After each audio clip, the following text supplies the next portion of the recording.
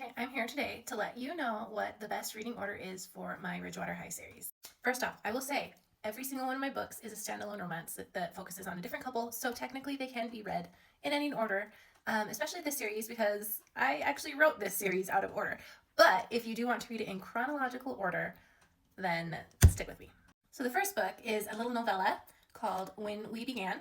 It is a enemies to lovers romance where she is staying at her best friend's house for the week and has to figure out how to get along with her best friend's brother that she hates. Next up is Meet Me There, which is a enemies to lovers pen pal romance where Ashlyn has been in a pranking war with Luke for the past year, and they get started right back with it on the first day of school. But another thing happens on the first day of school is Ashlyn goes into the dark chemistry lab, trips over a guy who is sitting in there, and they ended up talking.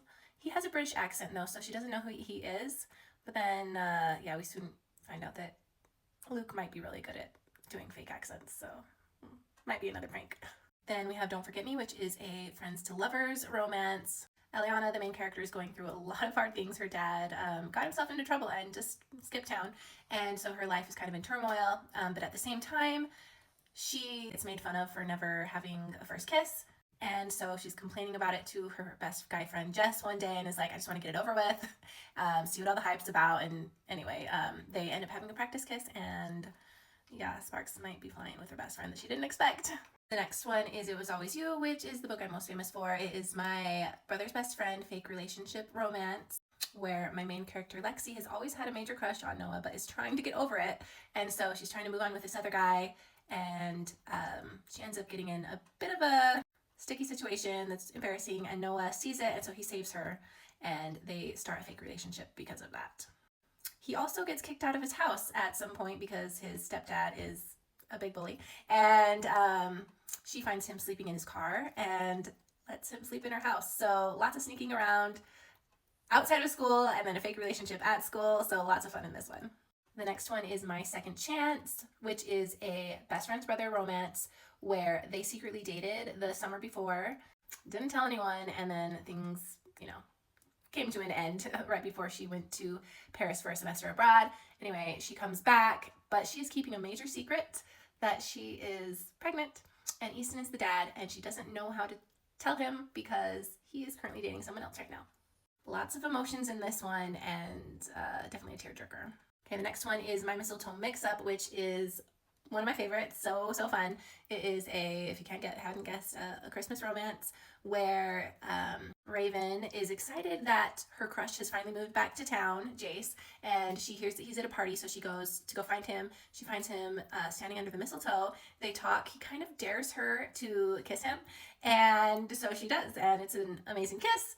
But Jace is an identical twin, and tricky thing about twins is sometimes they like to dress up as each other, and she soon finds out that the guy that she kissed under the mistletoe is actually Logan, who she hates. So yeah, and she's mad that she liked it.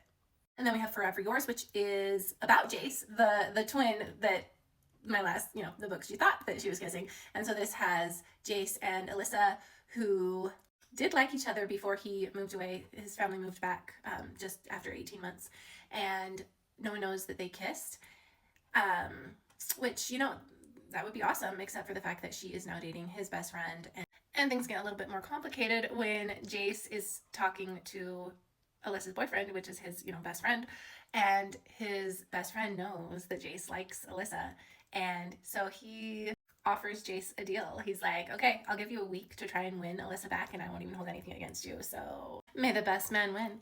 And that is technically the end of my Ridgewater High series, but this next book, Kissing the Boy Next Door, is a companion to it because it features Lauren, who is the first cousin of the twins, and we get her story, which is a ex-best friends romance where her family got in a feud with Wes's family, they were best friends for a long time, but 5 years ago they stopped talking to each other, and she's like forbidden from talking to Wes, but they get paired up to sing a duet together in choir because they're in the same choir class, and they have to spend a lot of time together behind their parents' back, and they also have to solve the mystery of what exactly went down. So yeah, this one was a lot of fun too.